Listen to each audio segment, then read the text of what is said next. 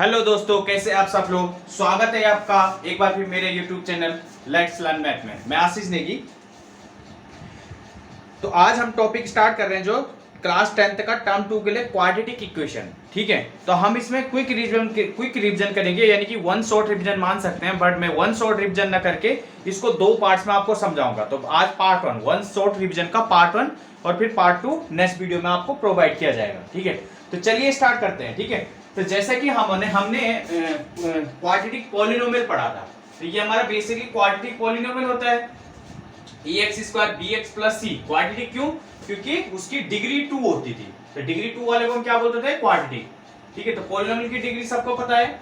ठीक है, यानी कि वेरिएबल की हाईएस्ट पावर। ठीक है ना, यहाँ a ≠ 0, क्योंकि अगर यही 0 हो जाएगा तो हमारा डिग्री 2 वाला ही नहीं बचेगा, अगर ये 0 हो जाता है ना। ठीक है, तो दैट मींस ये एटलीस्ट 0 नहीं होना चाहिए। ठीक है, और अगर px 0 है तो दैट मींस ये वाला पार्ट भी 0। तो सिंपली ये जो अगर इस टाइप से हो जाता है, यानी डिग्री 2 का ये है, तो इसको हम क्या बोलेंगे? Quadratic equation. क्लियर है बात? ठीक है, तो ये हमारा क्या होता है? स्टैंडर्ड फॉर्म होता है किसका? क्वाड्रेटिक इक्वेशन का। ठीक है, इतना क्लियर है आप लोगों को? ठीक है, चलिए अब आगे करते हैं हम इसमें। ठीक है, ठीक है, किसी को कोई डाउट अभी तक? नहीं, गुड। चलिए अब आगे करते हैं इसमें। एक्सरसाइज पे आ जाइए 4.1 पे।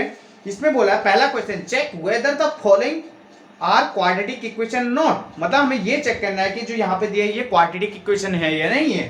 तो इसका पहला पार्ट ये, हमेशा इसको बिना ओपन किए हुए हमें ये नहीं बताना डायरेक्टली ये क्वाड्रेटिक है नहीं है, पहले हमें इसको पूरा एक्सपेंड करना है। तो इसको यानी कि a + b का होल स्क्वायर, a की जगह x है, b की जगह हमारे पास क्या है? 1 का square 1 plus 2 into A B होता है ना, तो a की जगह हमारा x है, b की जगह 1, तो 2x। यहाँ से क्या हो जाएगा? 2x - 6। ठीक है, अब देखो ये सेम साइड के कट जाएगा, x² + 1 - 6 इधर आके प्लस, दैट मींस x² + 7 = 0। तो ये इसकी पावर क्या है? हाईएस्ट 2, यानी डिग्री 2 वाला। तो ये हमारा क्या हो गया? This is a quadratic equation. Clear है बात? अब जैसे छठवां पार्ट है, छठवां पार्ट ये है हमारा। अब आपको यहां से देखने कई बच्चे सीधे बोल देंगे आंसर, पर ये तो क्वाड्रेटिक इक्वेशन है क्योंकि 2 पावर वाला दिख रहा है। बट जब हम इसको पूरा एक्सपेंड करेंगे तो आगे कुछ नया फिगर आउट होगा हमें। ठीक है, तो देखते हैं। a - b का होल स्क्वायर, a² + b² यानी 2 का स्क्वायर 4 - 2ab होता है ना, तो -2 इंटू a की जगह x है और b की जगह 2, यानी कि 2 इंटू 4x। अब देखो x² से x² सेम साइड वाले कट जाते हैं ना। हाँ, सेम साइन वाले अगर अपोजिट साइड में हो तो कट जाते हैं, क्योंकि ये इधर आके इसने माइनस का होना था, x² माइनस x² 0। अब देखो 3x - 4x इधर आके और +1 और -4 इधर आके -1, तो दैट मींस 7x - 3 = 0। तो ये तो हमारा लीनियर हो गया, तो यानी कि this is not a quadratic equation. Clear है बात? तो आपको बिना सॉल्व किए हुए सीधे यही नहीं बताना पहले कि ये क्वाड्रेटिक है नहीं है, एटलीस्ट उसको एक दो स्टेप आपको सॉल्व करना है। क्लियर है बात इतना? चलिए गुड, आगे चलिए आ जाइए क्वेश्चन नंबर 2 पर। यहाँ पे क्या बोला है? Represent the following situation in the form of quadratic equation. ठीक है, यहाँ पे बोला है हमें ये रिप्रेजेंट करना है कि जो ये सिचुएशन है ये क्वाड्रेटिक फॉर्म रिप्रेजेंट कर रही है नहीं कर रही है। अब जैसे पहला इसमें the area of rectangle plot is 528 यानी 528 मीटर स्क्वायर। आगे कंडीशन की दी है the length of the plot in metre is 1 more than the twice its width. मतलब जो इसकी जो लेंथ है रेक्टेंगुलर प्लॉट की, वो क्या है? जो इसकी विड्थ होगी उसके दो गुने से एक ज्यादा होगी। तो हमें क्या करना है? We need to find length and width of the plot. ठीक है, तो पहले मैंने मान दिया let width of plot equals to x metre. तो लेंथ क्या हो जाएगा? अब लेंथ क्या बोला उसने? लेंथ के लिए कंडीशन जो जितनी उसकी विड्थ होगी उसके डबल से एक ज्यादा, तो ये इसकी क्या हो जाएगी? हमारी विड्थ होगी। अब जो एरिया कितना दिया है उसका? एरिया 528 दिया है। ठीक है, अब रेक्टेंगल का एरिया क्या होता है, लेंथ इंटू विड्थ, यानी x इंटू 2x प्लस 1, 528। तो इसको अब सॉल्व आउट किया तो यानी 2x square plus x open कर दिया ना, और माइनस 2 528। तो ये हमारा क्या हो रहा है, क्वाड्रेटिक इक्वेशन आ गया, क्वाड्रेटिक इक्वेशन। तो उसने क्वेश्चन में क्या बोला था कि जो हमारी ये सिचुएशन है क्वाड्रेटिक इक्वेशन रिप्रेजेंट कर रही है, नहीं है कर रही है। तो दैट मींस इस कंडीशन में इस ये जो सिचुएशन थी, यानी क्वेश्चन नंबर 2 का फर्स्ट पार्ट, इसमें जो सिचुएशन दी थी यानी वर्ड प्रॉब्लम दिया था, वो क्वाड्रेटिक इक्वेशन रिप्रेजेंट कर रही है। दैट मींस जो लेंथ एंड विड्थ है रेक्टेंगुलर प्लॉट की, वो हमारी क्वाड्रेटिक इक्वेशन को क्या कर रही है, रिप्रेजेंट कर रही है। क्लियर है बात, गुड। चलिए इसका अब जैसे सेकंड पार्ट एक और बता देते हैं।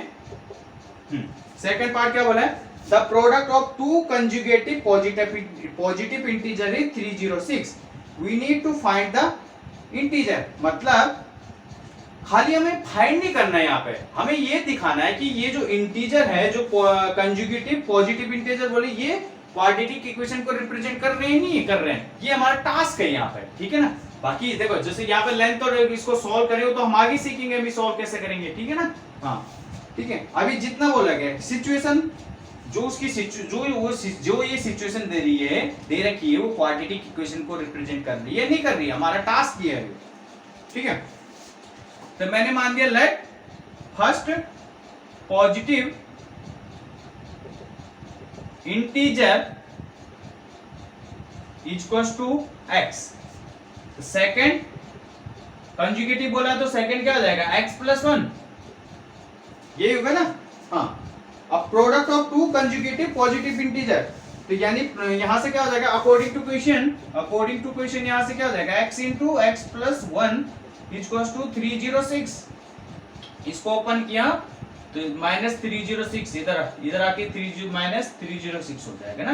दैट मींस ये भी क्या हो रही है, क्वाड्रेटिक इक्वेशन हो रही है। दैट मींस जो ये पॉजिटिव इंटीजर है, ये हमारा रिप्रेजेंट कर रहा है किसको रिप्रेजेंट कर रहा है, क्वाड्रेटिक इक्वेशन को रिप्रेजेंट कर रहा है। इतना क्लियर है आप लोगों को बात। चलिए आगे बढ़ते हैं फिर। चलिए थर्ड देखते हैं इसका।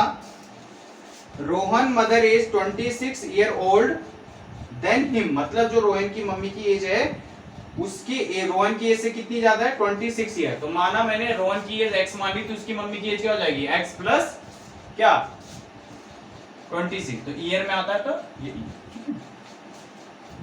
ये ईयर है ना, एक्स वाई मत समझना। देखें अब the product of their age, इनके एज की जो प्रोडक्ट है कब, 3 ईयर फ्रॉम नाउ, यानी 3 ईयर फ्रॉम नाउ, यानी आफ्टर 3 ईयर। देखो आफ्टर 3 ईयर एक्स, रोहन की एज क्या हो जाएगी, रोहन की एज क्या हो जाएगी, x प्लस 3। जैसे अभी आपकी ये सपोज 10 है, तो मैं बोलूं 5 ईयर आफ्टर आपकी एज क्या होगी, तो 10 प्लस 5 यानी 15, और उसकी मम्मी की एज क्या हो जाएगी, x प्लस 26 और प्लस 3, यानी कि x प्लस 29 ईयर हो जाएगी ना। अब अकॉर्डिंग टू क्वेश्चन, इनके एज का जो प्रोडक्ट है आफ्टर 3 ईयर, तो आफ्टर 3 ईयर इनकी एज ये हो जाएगी, रोहन की एज x प्लस 3 और उसकी मम्मी की एज x प्लस 29। तो x प्लस 3 और x प्लस 29 इक्वल्स टू कितना बोला उसने, 360, ठीक है ना। तो इसको सॉल्व करके ये भी आपका क्वाड्रेटिक इक्वेशन रिप्रेजेंट कर रहा है। दैट मींस रोहन और उसकी मम्मी की जो एज है क्वाड्रेटिक इक्वेशन को सेटिस्फाई कर रही है, ठीक है ना। चलिए आगे बढ़ते हैं फोर्थ क्वेश्चन पे। यहाँ पे क्या बोला है कि train travel a distance of 480 kilometre at a uniform speed, ठीक है। हाँ, कोई ट्रेन है, कितना डिस्टेंस ट्रेवल करता है, 480 किलोमीटर यूनिफॉर्म स्पीड, यानी सेम स्पीड से। If the speed had been 8 kilometre per hour less, अगर जो ट्रेन की स्पीड है 8 किलोमीटर पर आवर लेस कर दिए जाते हैं, तो उस केस में then it would have taken 3 hour more to cover the same distance. तो वो उस अगर ट्रेन की स्पीड 8 किलोमीटर पर आवर कम कर दी जाती है, तो कितना ज्यादा टाइम लेगा उससे, सेम डिस्टेंस को कवर करने में 3 घंटे और ज्यादा लेगा। तो find the speed of train. तो जो हमें फाइंड करना है पहले उसको मान लो। लेट स्पीड ऑफ ट्रेन क्या मान लिया मैंने, x किलोमीटर पर आवर मान लिया, x किलोमीटर पर आवर, ठीक है। हाँ, अब टोटल डिस्टेंस कितनी है हमारी, total distance 480 kilometre per our, sorry 480 kilometre है, ठीक है। हाँ ठीक है, अब देखो इस केस में हमारा क्या हो जाएगा, टाइम मैंने t1 मान लिया, देखो टाइम उसमें रिलेशन क्या होता है हमारा, ठीक है, distance equals to speed into time होता है ना। हाँ, तो time equals to distance upon speed, तो डिस्टेंस यानी कितना हमारा डिस्टेंस 480 अपॉन स्पीड x। इतना क्लियर है आप लोगों को। चलिए अब आगे देखते हैं, अगर उसने कहा है इफ स्पीड, इफ जो स्पीड है, जो ट्रेन की स्पीड है 8 किलोमीटर पर आवर लेस कर दिया जाता है, ठीक है। हाँ, if speed is 8 kilometre per hour less, ठीक है, तो टाइम क्या हो जाएगा उस केस में, ठीक है, तो टाइम यानी मैंने उसको t2 मान लिया, तो t2 क्या हो जाएगा उस केस में, सॉरी हाँ t2 इस केस में अगर 8 किलोमीटर पर आवर, देखो ये हमारा स्पीड था, तो ये हमारा टाइम इस केस में ये होगा, ठीक है ना। अब उसने क्या बोला है, अब अकॉर्डिंग टू क्वेश्चन आ जाइएगा। हाँ, अकॉर्डिंग टू क्वेश्चन जो इस केस में जो टाइम लगना है वो पहले वाले से कितना ज्यादा लगना है, 3 आवर ज्यादा लगना है, तो दैट मींस t2 किसके इक्वल टू हो जाएगा हमारा t1 माइनस 3, ठीक है, या इस तरीके से भी लिख सकते हैं हम, जो t2 कब बनेगा हमारा, ठीक है, t2 क्या होगा हमारा कि उससे कितना ज्यादा टाइम लेगा वो बताओ, t1 से कितना ज्यादा टाइम लेगा, इतना ही ज्यादा टाइम लेगा ना, that means t2 minus t1 equals to 3। अब t2 की वैल्यू रख दो यहाँ पे 480 अपॉन x माइनस 8 और माइनस t1 की value 480 upon x equals to 3। तो अब इसको सॉल्व कर लेना, ये भी हमारा क्या आ जाएगा, क्वाड्रेटिक इक्वेशन को रिप्रेजेंट कर लेगा। क्लियर है बात। तो यहाँ पे 4.1 में यही क्वेश्चन आएंगे आपके, ठीक है। चलिए अब 4.2 के लिए जो solution of quadratic equation by factorisation, इसको समझते हैं और कुछ क्वेश्चन करते हैं इस पे, ठीक है। चलिए आगे बढ़ते हैं। चलिए अब समझते हैं आगे 4.2 के लिए solution of quadratic equation by factorisation. पहले यहाँ पे सॉल्यूशन जो वर्ड है उसको समझते हैं, ठीक है।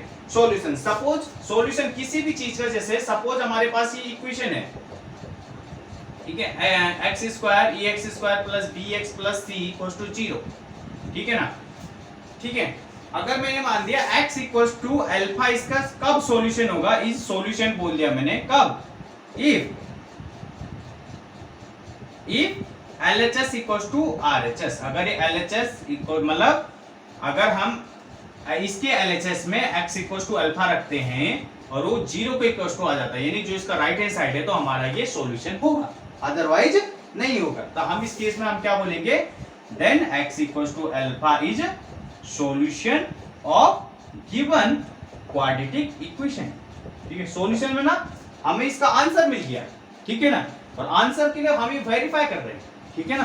कितना क्लियर है आप लोगों को बात, ठीक है। चलिए अब जैसे इसके लिए एक नोट लिख लीजिए, ठीक है। जो जीरोज होता है हमारा, zeros of quadratic polynomial, quadratic polynomial सुनना, कौन सा, x square plus B x plus c, ठीक है, ये क्वाड्रेटिक पॉलिनोमियल है, and root of quadratic equation, कौन सा quadratic equation, a x plus B x plus C equals to 0 are same, ठीक है। समझ में आई बात, आर द सेम, मतलब अगर हम इसका देखो पॉलिनोमियल में हम जो सॉल्यूशन होता है उसको जीरोस बोलते हैं, और क्वाड्रेटिक इक्वेशन में जो हमारा सॉल्यूशन होता है उसको रूट बोलते हैं, ठीक है। ये देखना, तो इस पॉलिनोमियल का जो जीरोज होगा, यानी जो सॉल्यूशन होगा जिसको हम जीरोज कहते हैं, और इस क्वाड्रेटिक इक्वेशन का जो सॉल्यूशन होगा जिसको हम रूट कहते हैं, वो क्या होगा, सेम होता है, ठीक है। इतना क्लियर है बात, ठीक है। चलिए अब इस पे क्वेश्चन करते हैं हम, ठीक है, 1 बाय 1। चलिए तो हमारे पास ये एग्जांपल है, ये इसके हमें क्या निकालना है, रूट निकालना है बाय फैक्टराइजेशन मेथड। देखो आपके पास रूट निकालने के 3 मेथड है, पहला है फैक्टराइजेशन, दूसरा बाय कंप्लीटिंग स्क्वायर, ठीक है, फैक्टराइजेशन है कि जिसको हम मिडिल टर्म स्प्लिटिंग भी बोलते हैं, और तीसरा जिसके लिए सीधा फॉर्मूला है x equals to minus B plus minus square root B square minus 4ac upon 2a, ठीक है। बट आपके पास यहाँ पे कंप्लीटिंग स्क्वायर वाला हट रखा है, यानी कि जो इसके बाद वाला आता था, है ना। तो सिंपल इस बार आपको 2 से ही आपको क्या निकालना है, रूट निकालना है, ठीक है ना, क्लियर। कंप्लीटिंग स्क्वायर वाला थोड़ा टेढ़ा होता था और पहले उस पर डायरेक्ट क्वेश्चन बनता था कि इसको इसके रूट फाइंड आउट करो बाय कंप्लीटिंग स्क्वायर से, ठीक है। चलिए, तो इसके बाय फैक्टराइजेशन से कैसे करते देखे, जो एक्स स्क्वायर का कोएफिशिएंट होता है उसको a मानते हैं, है ना, ये मान लिया a इक्वल टू 2 है, एक्स का कोएफिशिएंट माइनस b सॉरी -5 और कांस्टेंट टर्म c, ठीक है। तो जो a और c को हम क्या करते हैं, यहाँ पे मल्टीप्लाई करते हैं, ध्यान से देखना, 2 × 3 इसका 6 है। अब हमने 6 को ऐसा फैक्टराइज करना है कि उनका प्लस या माइनस b के इक्वल टू है, ठीक है। इसको ये इसके फैक्टराइजेशन है, यानी 2 3, तो यानी 2 और 3 को हमने इस तरीके से ब्रेक करना है, क्यों, -5 बने। तो मैं b को इस तरीके से लिख सकता हूं, यानी कि -2 -3, क्लियर है बात। तब रख दीजिए यहाँ पे। अब देखो प्लस माइनस ऐसा आना चाहिए क्यों, b के इक्वल टू है और उनका जो मल्टीपल है, उनकी जो फैक्टर का मल्टीपल हो ये और c के मल्टीपल के इक्वल टू आना चाहिए। तो 2 और 3 का मल्टीपल 6, जो कि c के इक्वल टू है ना। तो दैट मींस -5 को मैं कैसे लिख सकता हूं, सॉरी माइनस इसको, ठीक है, तो माइनस में यानी कि -2x -3x लिख दिया सीधे, plus 3 equals to 0। That means 2x यहां से कॉमन है इन दोनों से, तो इसका इससे x बच गया, इससे -1। इन दोनों से मैंने -3 कॉमन ले लिया, तो इससे x बच गया, इससे -1। अब देखो दोनों में x -1 कॉमन है, ये आ गया, इससे बच गया हमारा 2x और इससे -3 इक्वल्स टू 0। अब देखो x -1 इक्वल्स टू 0 रखा, तो that means x equals to 1 हमारा एक रूट हो गया। 2x -3 इक्वल्स टू 0 रखा, तो that means x equals to 3/2 हमारा एक क्या हो गया, रूट हो गया, ठीक है ना। हाँ, अब इनको क्या करना है, हमें वेरीफाई करना है कि ये हमारे इसके रूट हैं या नहीं है, ठीक है ना। चलिए वो भी समझते हैं एक बार। चलिए वेरीफाई वाला पोर्शन था उसका, जैसे हमारे x इक्वल्स टू 1 और x इक्वल्स टू 3/2 दो रूट आए, तो मैं एक को कर रहा हूं, बाकी खुद दूसरे को कर लेना। x equals to 1, LHS part उसका ये था, जहां जहां x है वहां 1 रखा, उसको सॉल्व किया तो 0 का इक्वल्स टू 0 आ गया, जो कि हमारा आरएचएस है। That means LHS equals to RHS, that means x equals to 1 is a root of this quadratic equation, ठीक है ना। हाँ, इसी तरीके से आप दूसरे को भी कर सकते हो। अब हमारा है एक्सरसाइज 4.2 का पहले का थर्ड क्वेश्चन करा रहा हूं मैं, ठीक है। ये थोड़ा अजीब सा आपको डर भी लगेगा, इसलिए ये करा रहा हूं। कई बच्चे इसमें घबरा जाते हैं क्वेश्चन देखकर, बट बहुत इजी है। ये क्वेश्चन था, ये हमारा ये है, बी हमारा ये है और सी है। ए और सी को मल्टीप्लाई किया तो 10 आया, 10 को फैक्टराइज किया तो 2 और 5 आ गया ना।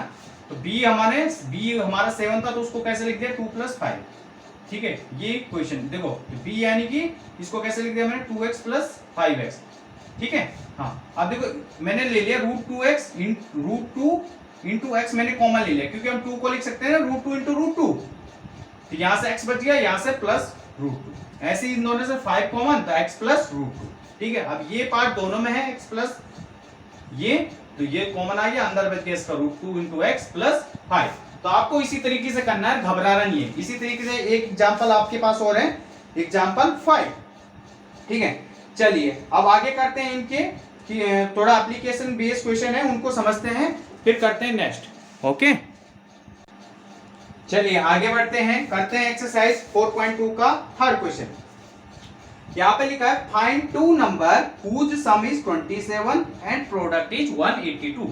मतलब हमें ऐसे 2 नंबर बताने हैं जिनका सम 27 है, प्रोडक्ट 182। चलिए करते हैं। मैंने मान दिया लेट फर्स्ट नंबर मैंने मान लिया x, ठीक है, और सेकंड नंबर मान लिया मैंने y मान लिया, ठीक है। तो यानी अकॉर्डिंग टू इक्वेशन दोनों नंबर का सम कितना बोला है, 27, यानी y कितना हो जाएगा, 27 - x, तो मैं सीधे y की जगह ये रख सकता हूं, ठीक है ना। अब अकॉर्डिंग टू इक्वेशन उनका प्रोडक्ट कितना बोला उन्होंने, 182, तो पहला नंबर x है, दूसरा नंबर y, तो y की जगह मैं ये लिख सकता हूँ, पहले लिख लो x × y = 182। अब y की जगह हमारा क्या है, 27 - x = 182, ठीक है ना। तो आप इसको सॉल्व करोगे, ठीक है, बाय फैक्टराइजेशन मेथड से, ठीक है ना। तो ये बेसिकली हमारा क्या आ गया 27x minus x square equals to 182। तो यहाँ से अब आपकी x की वैल्यू एक बार 13 आएगी और दूसरी x इक्वल्स टू 14 आएगी। ठीक है, ठीक है। तो अगर आप यहाँ पे कंडीशन लेते हो x इक्वल्स टू 13 तो y कितना आ गया हमारा 14, और अगर इफ x इक्वल्स टू आप 14 लेते हो तो y हमारा कितना आ जाएगा 13। तो हमारे यानी दोनों नंबर क्या हुए x, दोनों नंबर हमारे 13 एंड 14 हुए। क्लियर है बात इतना आप लोगों को? चलिए आगे बढ़ते हैं नेक्स्ट क्वेश्चन। चलिए आगे करते हैं यहाँ पे find two conjugative positive integer sum of whose square is 365। Question number 4 exercise 4.2 का फाइंड टू, हमें वो दो नंबर हो, हमें दो कंजुगेटिव पॉजिटिव इंटीजर फाइंड करने हैं जिनके स्क्वायर का सम 365 है। तो मैंने मान लिया late first positive integer, first positive integer मैंने ले लिया क्या x, तो सेकंड क्या हो जाएगा कंजुगेटिव बोला तो दैट मींस x प्लस 1। अब इनके स्क्वायर का सम क्या हो जाएगा 365। ठीक है, सिंपल। आप इसको सॉल्व कर लोगे तो इसका आंसर भी x इक्वल्स टू 13 और x इक्वल्स टू 14 दो वैल्यू आएगी। तो यानी पॉजिटिव इंटीजर कौन से हुए x 13 एंड 14। आप वेरीफाई भी कर लो, इसके स्क्वायर का सम, इसका स्क्वायर और इसका स्क्वायर दोनों को सम कर लो तो 365 भी आ रहा आपका। ठीक है ना। चलिए अगला क्वेश्चन करते हैं हम, इसी के साथ पांचवा क्वेश्चन। ठीक है, ये हमारा शायद लास्ट क्वेश्चन होगा आज का। इसके बाद चलिए करते हैं last question, 5 question. The altitude of right angle triangle is 7 less than its base. तो मैंने मान दिया let base is equals to x, तो एल्टीट्यूड बेस से 7 कम है ना, तो यानी x माइनस 7। और इफ हाइपोटेनस इज 13 सेंटीमीटर तो find the other two side, यानी ये दो साइड निकालने में। ठीक है ना। अब हम जानते हैं बाय पाइथागोरस थ्योरम, ठीक है ना, बाय पाइथागोरस थ्योरम से क्या बेस का स्क्वायर प्लस परपेंडिकुलर का स्क्वायर इक्वल्स टू हाइपोटेन्यूज का square, that means x square plus इसका x a माइनस b का whole square, this equals to 169। ठीक है, तो यानी कि 2x स्क्वायर यहां से minus 14x plus 49 minus 169 equals to 0, that means 2x square minus 14x, इन दोनों को माइनस किया तो कितना आ जाएगा माइनस 120, माइनस 120 है ना, दैट मींस 2 कॉमन लेके उधर लेंगे तो यानी कि ये बच गया हमारा। ठीक है, तो इसको तो अब आप सॉल्व कर ही दोगे ना। ठीक है, तो इसको सॉल्व करके आपका आंसर क्या आएगा x इक्वल्स टू 5 और दूसरा x इक्वल्स टू 12। ठीक है, तो यानी कि अगर आप x इक्वल्स टू आप क्या रखते हो, ठीक है, तो दैट मींस इसके हिसाब से हमारा आप देखो कौन सा लेंगे हम, देखा अगर x इक्वल्स टू 5 लेते हैं तो ये हमारा क्या हो जाएगा x माइनस 7 इक्वल्स टू -2, जो कि पॉसिबल नहीं है, that means x equals to 12। ठीक है, तो x माइनस 7 इक्वल्स टू कितना हो जाएगा हमारा 5, दैट मींस इसका मतलब x इक्वल्स टू 12 हमारा क्या हुआ, क्या हो गया बेस हो गया और ये हमारा एल्टीट्यूड हो गया। ठीक है, क्लियर है बात इतना आप लोगों को? ठीक है, आई होप आपकी समझ में आया होगा। अब इसका जो नेक्स्ट वन शॉट रिवीजन वाला पार्ट करेंगे हम नेक्स्ट क्लास में करते हैं। ठीक है, 2 एक्सरसाइज बच जाती है, वो एक ही क्लास में मैं करा दूंगा। तो अगर आप लोगों को समझ में आया होगा तो लाइक सब्सक्राइब और कमेंट जरूर कीजिएगा। ठीक है, ताकि आने वाली वीडियोज आपको समय पे मिल सके। ठीक है, चलिए मिलते हैं नेक्स्ट क्लास में। Thank you, bye.